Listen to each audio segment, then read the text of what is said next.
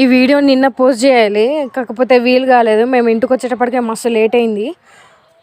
ఇది ఎక్కడికి వెళ్తున్నాం ఏంది అనేది చెప్పేసి నేను లాస్ట్లో చెప్తాను, గెస్ చేయండి. మేము ప్లేస్ కూడా చూపిస్తాం ఎక్కడికి వెళ్ళినాం ఏం చేసినామని చెప్పేసి. మామూలుగా బస్ కోసం అని తొందరగా వెళ్తే అది రాదు టైంకి. ఎప్పుడన్నా అయిందా మీకు అట్లా? ఒకసారి కామెంట్ చేయండి మీకు ఎప్పుడన్నా అయితే. నాకైతే ఎప్పుడు అట్లానే అవుతుంది.